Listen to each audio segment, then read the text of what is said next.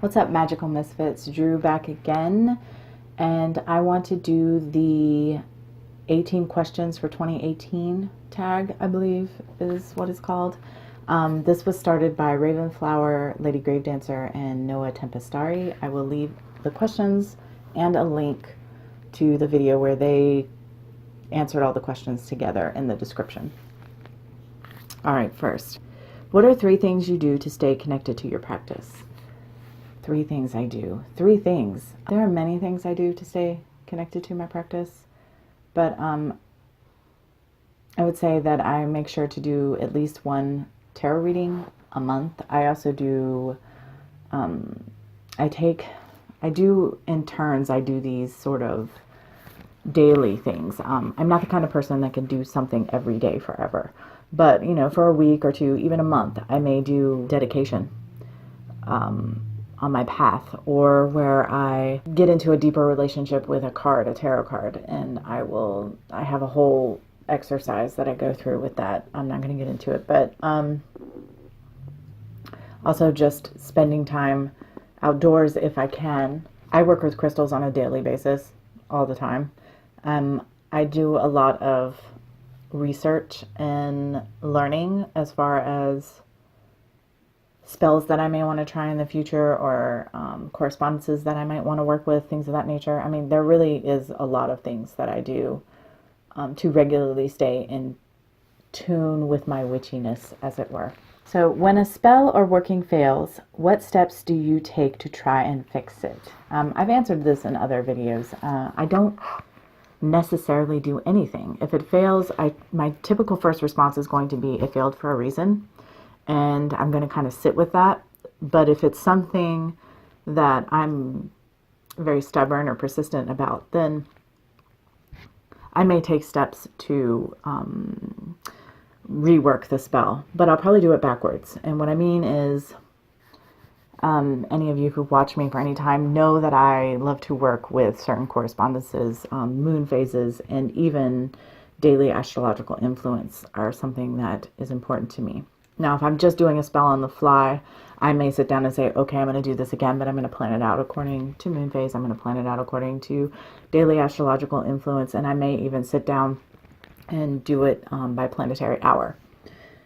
Now, if I've done that and it fails, then I may go backwards. For example, if I was doing a spell for healing and I did it during the waxing of the moon on Monday or Sunday, one of those days, maybe I will decide to go back and do it on the waning of the moon on Saturday and try to release the illness, release whatever's happening, rather than trying to pull health in, that kind of thing.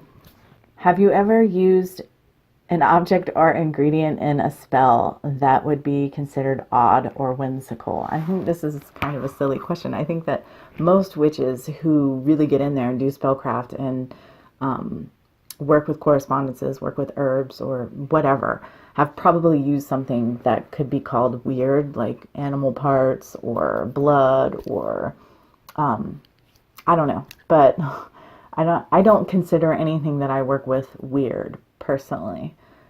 So I think it's a hard question to answer. I think you would have to ask someone else if I work with things that are weird, but I don't think that I work with anything that's weird personally, or whimsical for that matter. What techniques do you use to generate energy for spellcasting? Typically, I just use focused intent, and I really just feed like my emotion, my intention into what it is that I'm doing, and just sort of channel energy. My own energy, but also spiritual energy. Typically, that's the way I do it. But I mean, occasionally, especially if I'm working with other people, there may be other things. There may be drumming, there may be,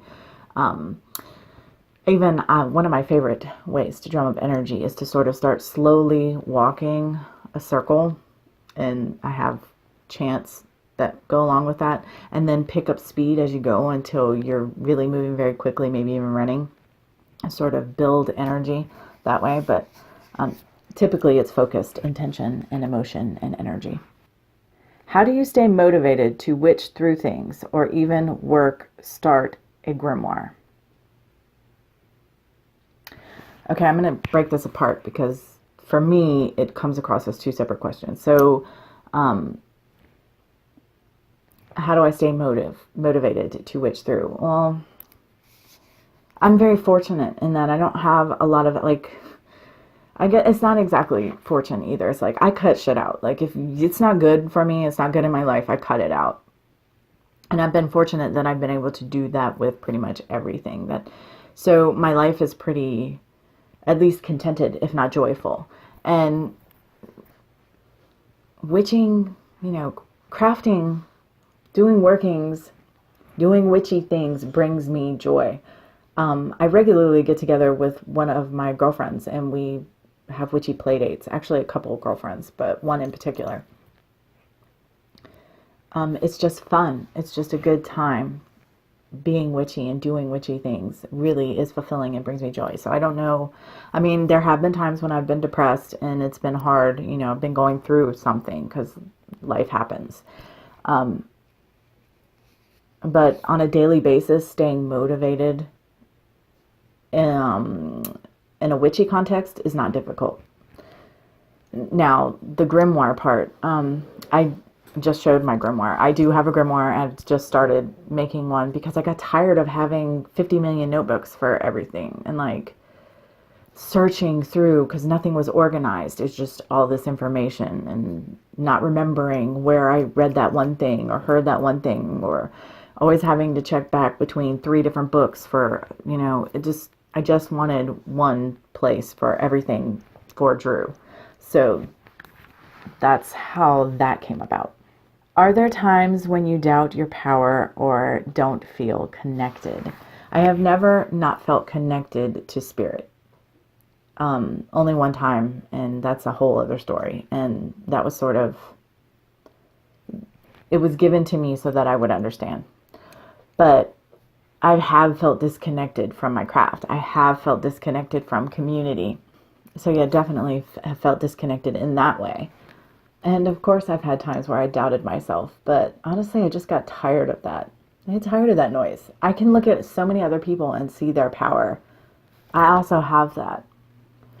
I decided to stop looking at myself through my eyes, if you will. I decided to look at myself the way I would look at someone else. And it's made it extremely easy for me to stand in my power and to be confident and to feel good about myself. How do you build community? Well, YouTube is helping me a great deal in that, in the witchy ways. Again, I was very fortunate. I worked at Compass Rose, a witchy metaphysical shop. And so I naturally, organically came into a community, built a community through the people that came into the shop. And I do know quite a few witches in the area, and just spiritual people in general, lovely, lovely people. There are some wonderfully spiritual, beautiful women where I live. So that is definitely a way to build community. Even if you can't work in a witchy shop, if you can make connections. At ours, we wanted community. We built a community. We'd have paid classes and stuff, although they were only like $7 each usually. But we always had free things going on. We come together at least once a month and have, pull a card and talk and learn and just have a sort of communion with anyone who is interested. So I think if there is a metaphysical shop in your area, that you can build community that way, in my experience. How do you cope when life just becomes too much and you begin to lose faith in your practice and what you do, and sometimes even who you are? All of these things have happened to me. I think they probably happen to everybody, but I've never lost faith in my practice. I've always believed in what it is I do. Since I started believing it. But I have doubted myself. I've never doubted the process or that it works. I have a sort of scientific mind, but I can take magic to a quantum place and be just fine with it. So quantum physics kind of level. And even though I don't fully grasp it, like I get it, like it fits, it makes it make sense enough for my brain to get out of the way. But I have definitely doubted myself in the past. Absolutely. But when you, I mean, there comes a point when you practice for a certain amount of time, as I'm sure most of you know, that you realize it's not you, or like you have had so many successes. You can do this. But sometimes the elements just don't line up just so. For whatever reason, it doesn't work. That's not you. It's just the combination didn't work right. The mixture it didn't combine just right. So I've gotten over that. And I'm sorry if y'all can hear it. It's raining. It is pouring. It has just been raining for weeks here. Anyway, and who I am. I've never doubted who I am. Well, okay. Right after I had my initiation, I was definitely doubting it. I thought I was crazy. And then I embraced it. I am shaman. And then last year I started to question that. Am I shaman or am I just on a shamanic path? Because my path is definitely shamanic, but if I'm not out being the shaman, am I shaman? It kind of a brain teaser, but yeah, I'm finding my way through that. It doesn't matter what I call myself, I guess. So yeah, I've never really doubted myself. I guess I've doubted how I label myself. What is your favorite magical scenery? I love them all. Years ago, my husband and I used to practice with Elle, the woman who owned Compass Rose. And during the summer, we always had full moon ritual on the beach. And let me tell you, I don't care if the wind's whipping. Like, that is so beautiful to have the moon on full blast in the sky, the black sky, and then shining and reflecting in the water and being able to go down and do the blessings in the water, and just magical. But we also used to regularly practice Sabbat in the woods because we have both here. So we'd go out into the Croatan, and that was super magical. So many beautiful experiences. But I also love being in my home. That space is very comfortable, and it's like, it's been done a million times by me in this space. So it's like the energy is juicy and fat and ripe. So, yeah, any setting I've ever been in, it's all good. How do you handle new friendships that don't know you practice the craft? I don't really make friends very easily. There have been many times in my life that I have had dear friends and I've lost them. Either they've moved, they've died, I moved, or we just thought we knew each other and we didn't. And so it fell apart. And there have been some really painful experiences in that regard.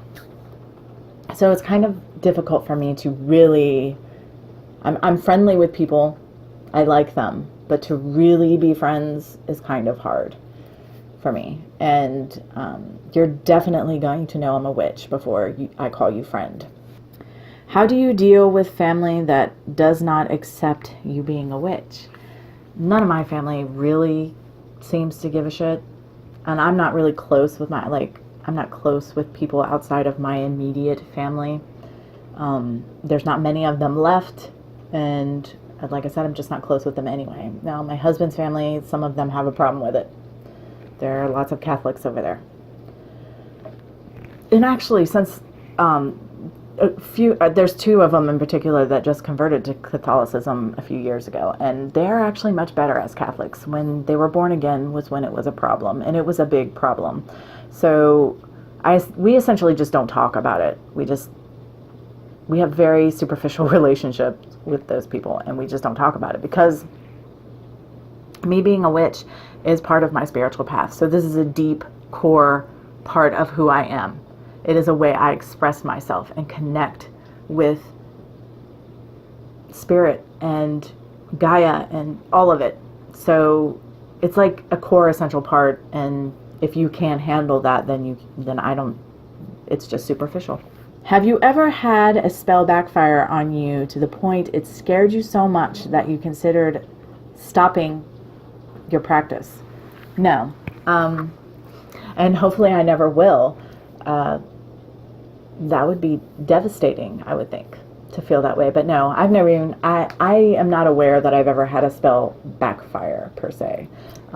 Just maybe fizzle out and not work quite the way I wanted, or barely noticeable or not noticeable at all, but not really backfire. Do you wait for karma, or do you take karma into your own hands? Now, if you'd have asked me this last year even, I'd been like, oh, no, you wait for karma. Spirit will take care of it, blah, blah, blah. But like, my mindset on that has changed this year. And any of y'all have watched my little 3-part series on dealing with my dad, and it's actually extended past that, because like, I'm just not taking any chances. Like, and I am reserving the right to curse him. He has given me 40 years worth of bullshit and abuse in my life, and I've never done anything to him. But, you know, I might have to give all that back at some point if he doesn't leave me alone. But normally, I would wait. I would let karma.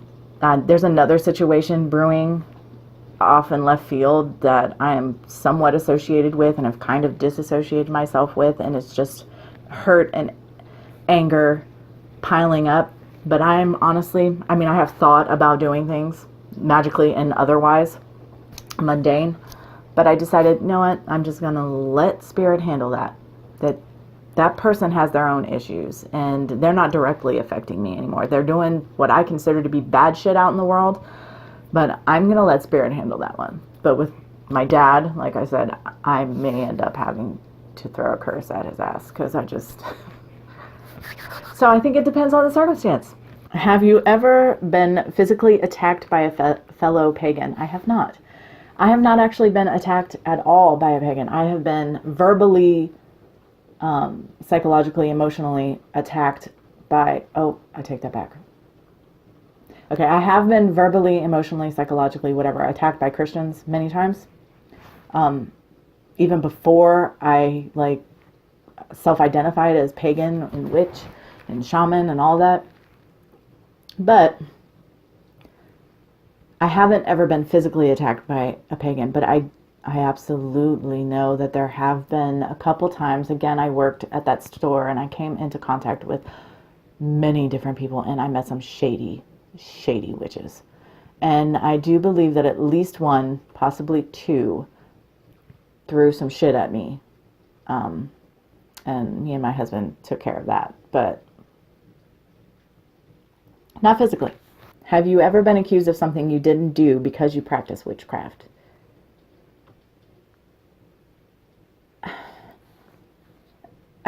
Not like legitimately. I mean, I've had people make assumptions about me because of their, like, my ex, my daughter's father, like, jokes that we sacrifice babies. And that's the mildest end of the spectrum. But because of, I live in the Bible Belt, there was people on my husband's side of the family that decided that we were a danger to our children. It didn't get anywhere, but that our spiritual beliefs were corrupting. So there was that.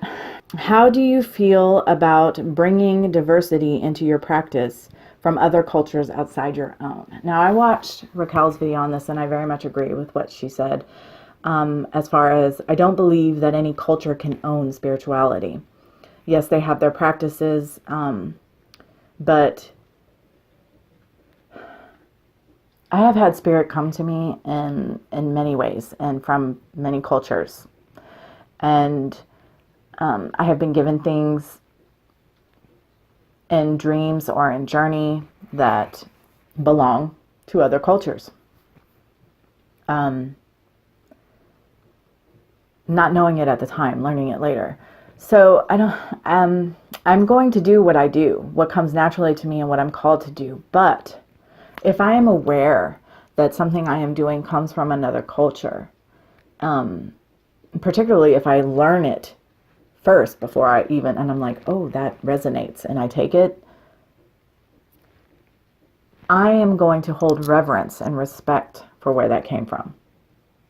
It's not going to stop me, but I am going to I am going to try to be as respectful and try to honor the roots of what it is. What is your favorite witchy tool? Physical item. Well, everybody knows my mortar and pestles are my favorite. One of them right here. I love mortar and pestles. I collect them. I also very much like my cauldrons. I love to burn, and I use some of my cauldrons as like, I call them working cauldrons. I use them for like mixing and creating concoctions.